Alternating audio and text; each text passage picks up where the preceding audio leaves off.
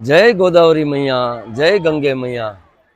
ખરેખર આનંદની વાત તો એ છે કે નાસિકની અંદર રામઘાટ ઉપર જ્યારે રામ ભગવાને દશરથજીની જે વિધિ અને તર્પણ કરેલું હતું એ જગ્યા એટલે આજે ગોદાવરીના ઘાટ ઉપર અમે અને અમારી સાથે કરશનભાઈ, બંને કરશનભાઈ જે વિડીયો શૂટિંગ કરે છે, અને લહેરી લાલા વિપુલભાઈ એ પણ અમારી સાથે છે।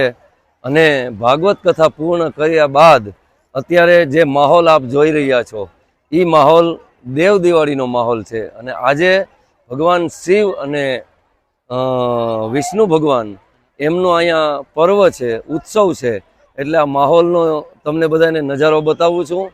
નાસિકની અંદર ખૂબ ને ખૂબ આનંદ કર્યો છે 8 દિવસ ભાગવત કથાની અંદર। અને એ કથાની અંદર કથા પૂરી કર્યા બાદ અમે ને કરશનભાઈ ને બધા અહીંયા રામઘાટ ઉપર આવી અને શાંતિથી એટલું ભજન કરવાની મજા આવે। કાંઠા ઉપર બેઠા હોય તો એમ થાય કે ના ના, ગોદાવરી મૈયાની કંઈક અમારી ઉપર કૃપા છે, એટલે ખરેખર બહુ આનંદની વાત છે। અને બીજું તો વિશેષ શું કહેવું કે જ્યારે શૂર્પણખાનું જ્યારે નાક કાન વીંધા લક્ષ્મણજીએ, એ જગ્યા નાસિક કહેવાય છે। નાસિક એટલે સંસ્કૃત ભાષામાં નાસિકા એટલે નાક કહેવાય, અને એમનું આપણે ગુજરાતીમાં લઈએ એટલે નાસિક કર્યું છે। અને નાસિકની અંદર એ પણ બધાય દર્શન કરવા માટે થઈને અમે બધાય કરશનભાઈને બધા સાથે હતા। અને દર 12 વર્ષે અહીંયા કુંભ મેળો ભરાય છે, એ કુંભ મેળાના પણ ખૂબ ભાવિક ભક્તો લાભ લે છે। તો ખરેખર ભાગ્યશાળી છે કે અત્યારે અમે કરશનભાઈ, વિપુલભાઈ, લાલા લહેરી એ બધા અહીંયા રામઘાટ ઉપર આવી અને અમારા જીવનને ધન્ય માનીએ છીએ। જય ગોદાવરી મૈયા, જય ગંગે મૈયા, જય ગોપાલ સ્ટુડિયો।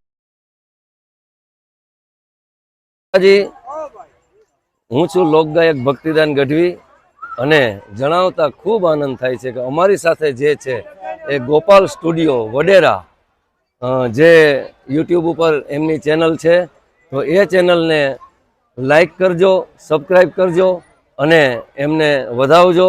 જે અવનવા પ્રોગ્રામો, ડાયરા, ભાગવત કથા, લોક ડાયરો એ બધું એ ચેનલની અંદર તમને જોવા મળશે।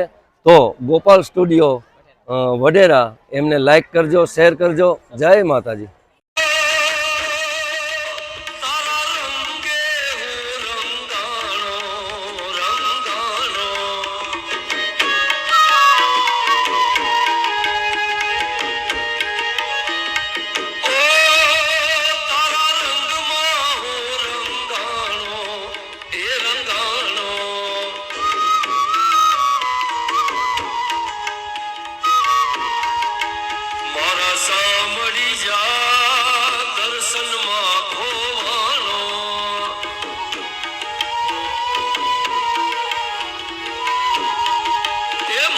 સાંભળી જા દર્શનમાં